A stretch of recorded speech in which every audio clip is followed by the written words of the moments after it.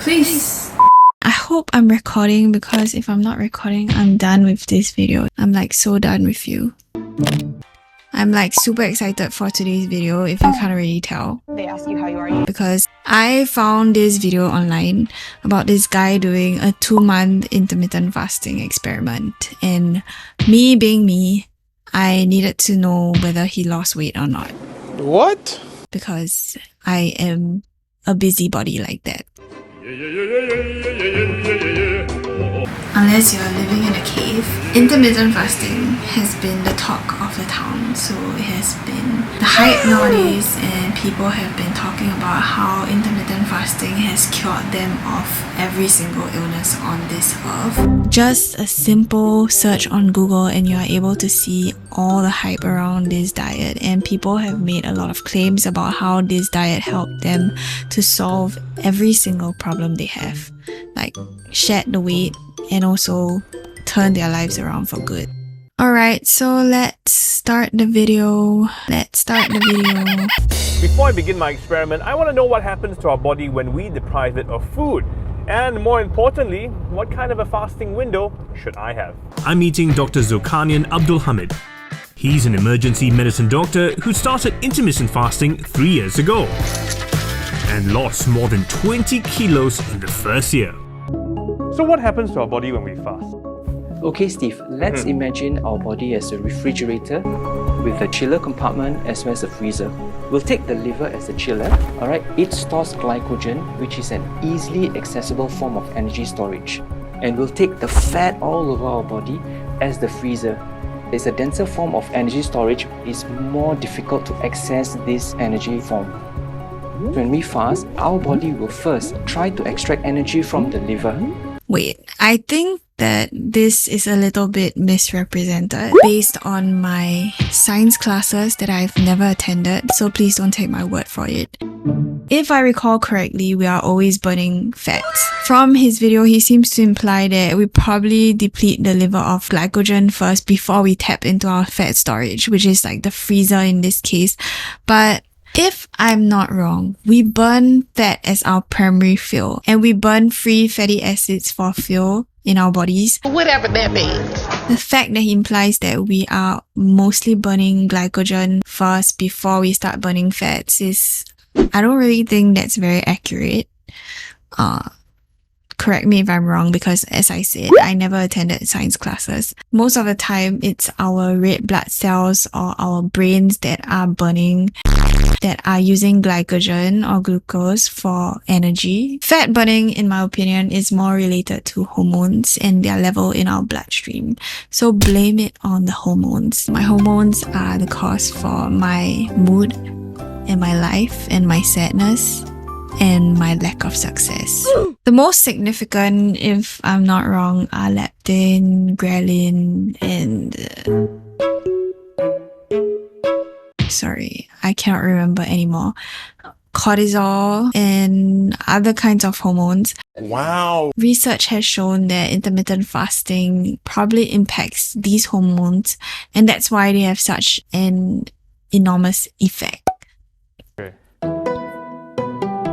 Based on what Dr. Zul has told me, I'm going to go with the 16-8 fasting window, which means every day for 16 hours I will fast, and then for the next 8 hours I get to have my meals within that time. But as the days go by, I'm getting headaches, feeling cranky, and just not too happy about skipping my favorite meal of the day. It's tough to get the engine started in the morning. I'm just thinking that if I did this, how much the people around me will suffer, because they know that if I don't have food in my stomach, I am not a nice person. I guess I'll not suffer, but they will suffer. So I need your advice, because I'm on this intermittent fasting thing. It's early days, and I find that I'm hungry all the time. I'm feeling a bit tired. So it's quite normal actually to not feel great the first few weeks. Really? We're just so used to eating so many times during the day. So it helps to drink a lot of water. So what were some of the things you were doing wrong when you first started fasting? So when I first started fasting in 2018, I actually didn't realize that I was breaking my fast early. Every morning I thought I'd be like, oh, I'm gonna fast and I'm just gonna have a coffee. Yeah. But I ended up with a large caramel macchiato, and I didn't realize that that was 300 calories. Wait, did she just say that she broke her fast because she didn't realize that she was having a large caramel macchiato? Y'all hear that? I mean, you don't need to be a genius to know that caramel macchiato is not no calories. It's 300 calories. Nope. I'm so confused. If these are the people that are doing intermittent fasting, I'm wondering, and my theory is that they are probably losing weight because they have gathered some common sense. I'm just joking. I have no common sense of my own, so. Ah, okay. Can we just rewind to his face again? Oh my god! And then he's speechless because he has never seen someone so he has never seen someone with a lack of common sense. Okay, let's continue. Or you could have black tea or green tea, still with no sugar or milk. I've been on IF for about 2 to 3 weeks now, but I haven't really seen any results. So what you can do if you've already been doing IF for a little while and it's not going as fast as you would like, you could start taking a look at your diet, for instance. So in fact, I've taken... Isn't that the first thing you should take note of when you are not losing weight? I mean, it's definitely not because you're not doing intermittent fasting properly. That's why you're not losing weight. It's because your diet is... you're eating too much, dude. That's the thing, because a lot of people think that just because they do intermittent fasting, it gives them the key to eat anything they want to eat, and they don't have to watch their diet and they can eat as much junk as they want. But it doesn't work that way. Stop dramatizing all these diets out there. As you can see, quite a plethora of different things. That looks delicious. Unfortunately, it also looks like it's very high fat, very high calorie, and very little protein. So what helps with intermittent fasting actually is having a higher amount of protein in your diet, because protein is going to help sustain you longer throughout the day, so you're not going to be hungry. I'm guessing you're going to say skip the carbs, right? Alright, blame it on the carbs. Please stop insulting the carbs, because carbs are my best friend. Hey, bestie. No, I actually enjoy carbs. Okay. You need carbs. You need to have a balanced diet. It's That's not right. about I cutting agree stuff with out you. completely. I And agree with I don't her. actually deprive myself of things. A lot of us in my Facebook group ascribe to the 80-20% rule, which is 80% Right. healthy. Finally, something she said makes sense. I mean, after the caramel macchiato incident, I didn't really think very well of her. But finally, something I agree with. The problem is that people cut out a lot of food groups thinking that it's going to help them. They think that a certain food group is the cause of their weight gain, when in fact it's their overall diet that really sucks. All food groups should be eaten in moderation. 80% healthy, 20% just treats. So we're gonna have a cake, we're gonna have a pizza. IF is a lifestyle, and you have to integrate it into your lifestyle. Otherwise, it's not sustainable. So, Exactly. Your diet has to be sustainable for you. If we are talking about it in technical terms, I don't really like to use the word diet because it's a lifestyle. What the hell was that? And that's something that people need to understand. just because I am on an intermittent fast, it doesn't mean I can go on a binge. If I want to lose some weight, I'll still need to watch what I eat. But that's easier said than done. When you haven't been eating for 16 hours, well, your mouth rules your head. Well, I think he has a point here, because especially when you have not eaten the whole day and you are starving, you tend to overeat when you see food in front of you. And that's why I don't really do intermittent fasting a lot, because when I see food in front of me, I will stuff my face with food, and I'm not proud of that. It's so much easier to binge when you are hungry. Intermittent fasting might make you put on weight because of this. Okay, skip to the part where he meets up with a doctor. As an infant, she is going to show me how to trick my brain into eating smart. Hi, Mary. Oh, hello, Steve. Good to see you. You too? Have you had lunch? No, I haven't. I'm looking forward to eating, Okay, actually. perfect. Shall we get some lunch? Can I have one bitter gourd sliced fish thick bee hoon soup? 给我这个啦，还有这个大菜啊，一个鸡蛋 curry gravy。OK， 没有了。OK，谢谢。Lunch. Okay. Okay, wait. Can we just look at the comparison between his food and her food? I mean, it's no wonder he can't lose weight. I don't know why this is like rocket science. But you shouldn't be blaming the intermittent fasting.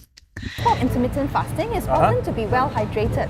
Okay. Because people often mistake thirst for hunger. So I should have a drink before I start Yes, eating? it'd be helpful to have a glass of water or even some clear soup to fill your tummy, and this would usually help you reduce hunger and help you. I'm not sure if like what she's saying is right, because do people actually mistake thirst for hunger? Because I know when I'm freaking hungry. Or maybe it's just me. Tasting, right? Well, let me tell you a trick.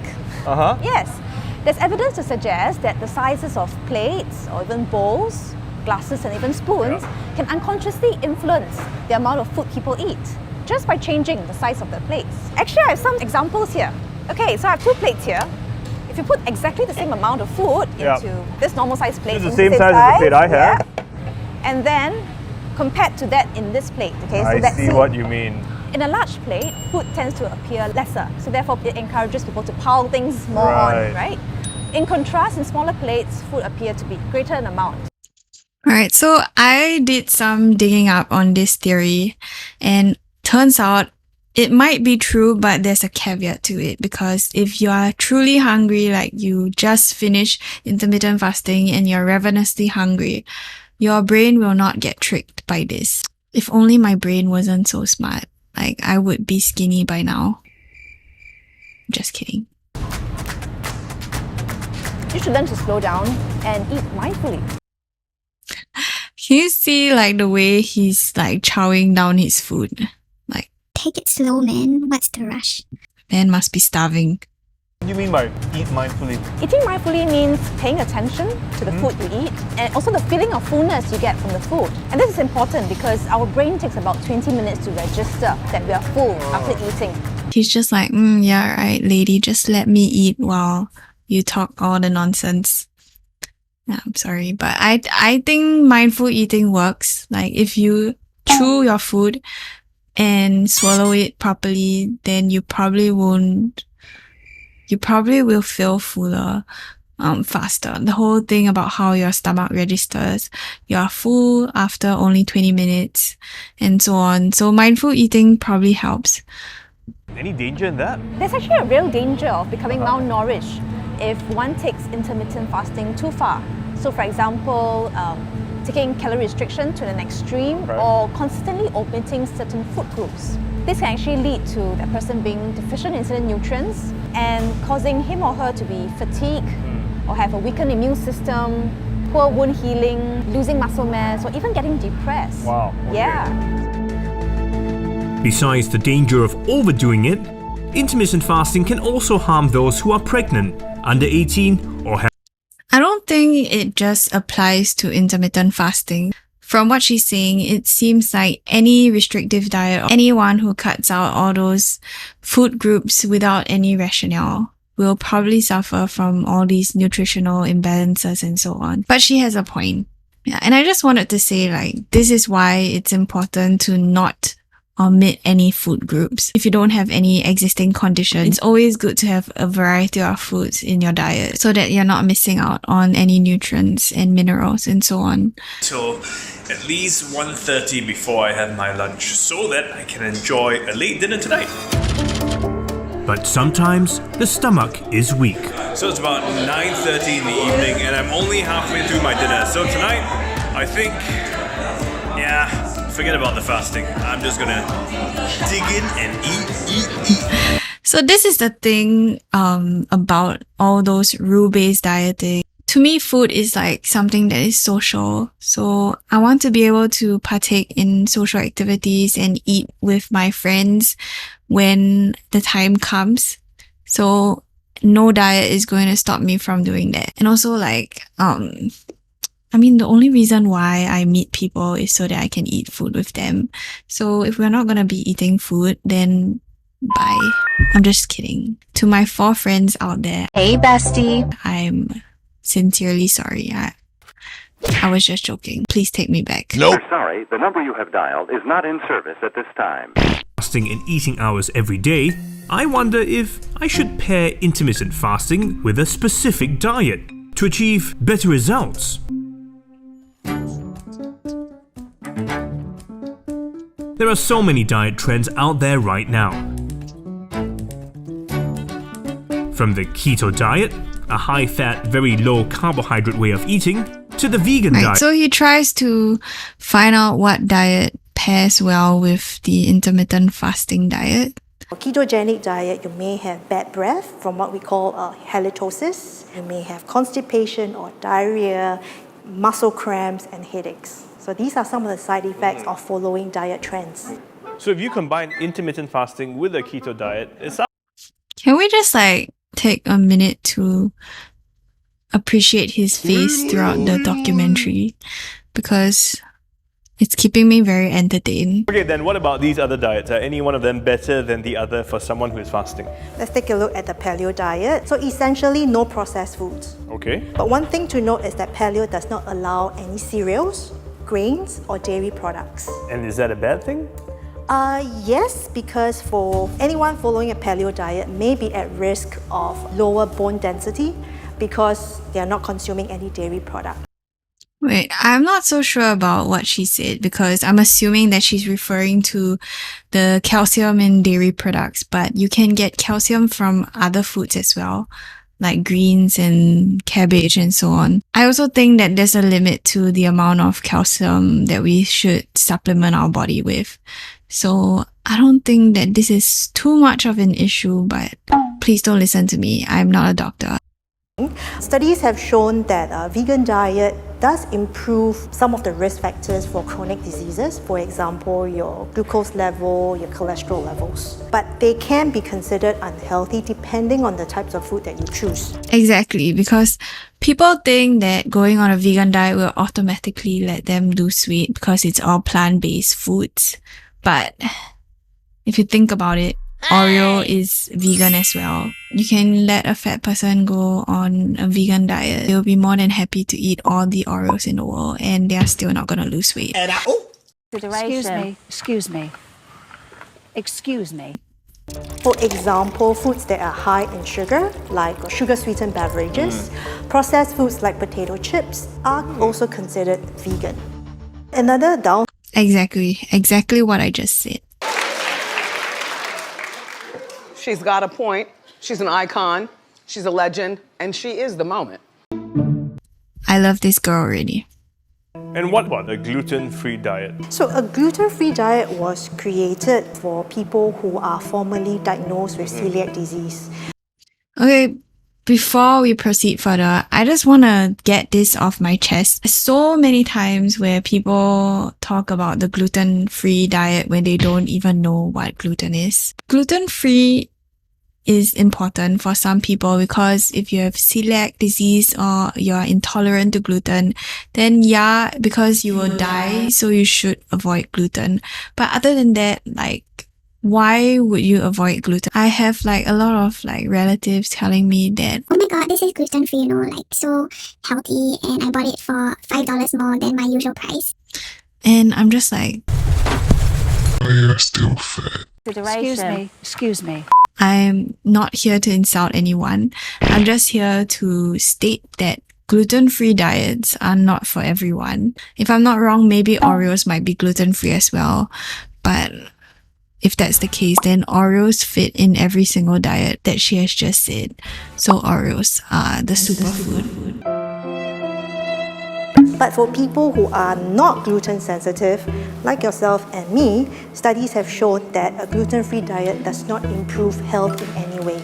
And I also would like to add on that if you have no intolerance to gluten and you are avoiding gluten, you will probably have quite a lot of nutrient deficiencies as well, because a lot of gluten-free products are not made with nutrient-rich or unprocessed grains and so on. The gluten-free label has very, very little nutritional value. So don't use that as a deciding factor. So the next time if your aunt tells you that she bought gluten-free diet and she is on her way to her 40 kg weight loss journey, tell her that the gluten-free diet label does not translate to the food's nutritional value and she should probably reconsider her diet. Or you can just tell her to eat less and save the trouble. Less is more. Less is more. Less calories, less processed food, and less time spent eating. Agreed. I like how she simplified it. Less is more. Like, to be honest, everyone overcomplicates diets, but the thing is, less is more. Take it from this woman. I like her and I agree with her. And take it from me because I'm not a doctor and I'm not a YouTuber, but I know what I'm saying. I think. So that is probably the key to better health. Can we just like zoom in on his laugh again? So that is probably the key to better health. What's with that laugh, man? Like, I bet he's just thinking like, haha, this girl is crazy, because look at the confusion on his face. Like, it's too simple that he doesn't understand. I'ma follow my intermittent fasting diet and eat my Oreos. So let's go on to see his results. I'm excited to find out what the results say. So please, tell me. So Stephen, most are good news. Okay, for you. You lost weight, you lost 3 kg. Oh. And with the weight loss, your waist circumference also came down from 92 to 86. Oh, woohoo! Yes. And body fat also reduced quite a significant bit from 24.1% to 18. Okay. Yes. And your visceral fat also reduced by 1 from 9 to 8. So that literally is the extra fat hugging my organs. Yes, that really reduces your cardiovascular risk in general. I see. You should really pat yourself on the shoulder. I will. Yes. That sounds good. Yes. Woohoo! But that's one part of it that's bad. There's always a but. Okay, yes, tell yes, me. Yes. Your bad cholesterol went up.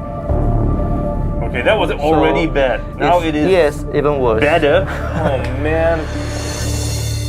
I think it's not surprising, like, considering that he ate all the unhealthy foods. Perhaps some overindulgence in unhealthy hawker food these past 2 months to make up for missing out on my favorite. I love that so much. Please take it away from me. Please take this. So does intermittent fasting work? Well, from my own experience, it sure does. But I need to be really disciplined because as the results clearly show, it's not just about eating less. If I want to be healthy, I also need to pay more attention to just what it is I'm eating as well. I love the conclusion.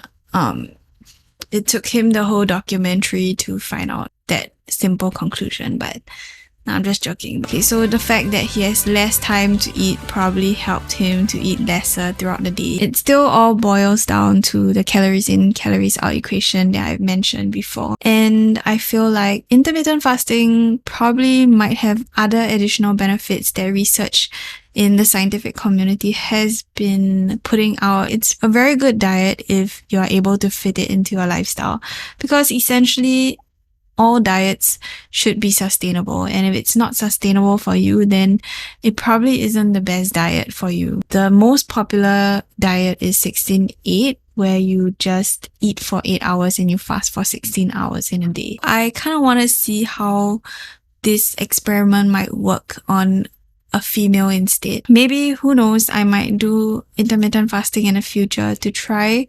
But not now, because I really love breakfast. Like, if you guys know me, I need to eat food in the morning or in general. But I would say that this was a very fun and enjoyable video. So in conclusion, intermittent fasting is probably, yeah. So if you guys enjoyed this video, please remember to give it a thumbs up. And I hope to see you guys in the next video. Bye.